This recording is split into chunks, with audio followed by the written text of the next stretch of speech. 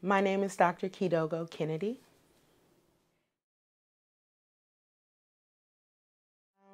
It's quite an interesting story. I was born here in Los Angeles, California.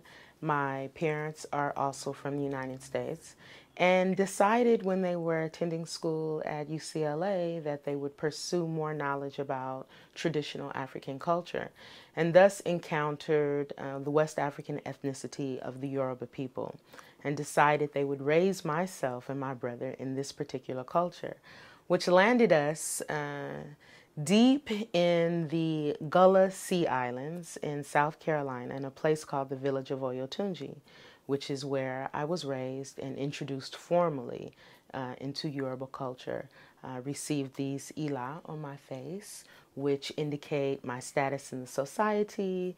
They are also beauty marks, and they serve as a crest that of sorts, which lets people who are West African know that I'm in fact of the Yoruba ethnicity. Currently, I'm an adjunct associate professor and I instruct courses at the University of Southern California in the master's program for teaching, or the MAT program. I also instruct courses for Los Angeles City College in the Department of Communication Studies, and I have my own business called the Kennedy Approach, in which I provide academic coaching for students age 6 all the way through university level in academic writing and self-regulatory skills. I am very grateful for this opportunity to apply for a Fulbright. I believe the experiences which prepared me for this career are really homebound. For us, myself and my brother, as we lived here in Los Angeles, once returning from the village of Oyotunji, we landed in the area where my mother grew up, which was Watson Compton. And in the 1980s, crack cocaine and poverty and violent rap music really began to emerge. So in my outside world, in the world I had to negotiate with my peers and colleagues, we lived in Linwood. I went to Linwood High School at the time. I did not fit. I was extremely articulate, very well read, very knowledgeable about not only African culture, but international culture. And so I began to mimic those people around me so that I would fit, but only to a certain extent. I made myself less erudite, less intellectual, and more open so that I could really begin to negotiate what some of the challenges were in the community, because I felt like a journalist of sorts.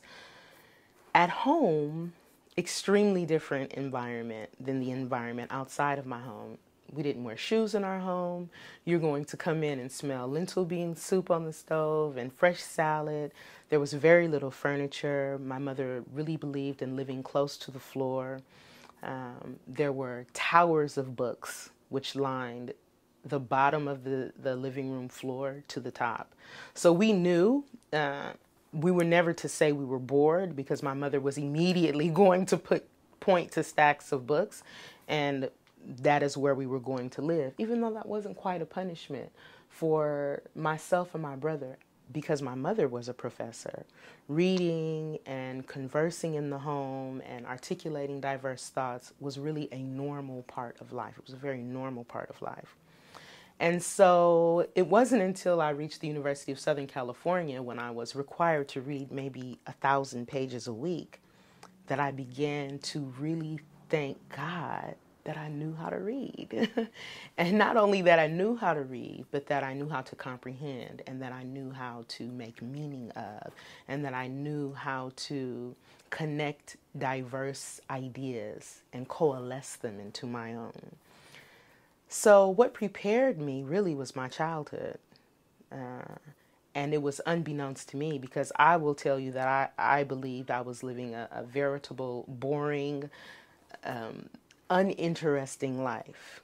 But when I was able to pull from experiences that I garnered from my book reading from Langston Hughes and Leo Tolstoy and Alexander Pushkin, and Maya Angelou, and a diverse array of writers, I knew then that my mother and my father, that my family, prepared me for something very special, and that is, in fact, the world of an educator.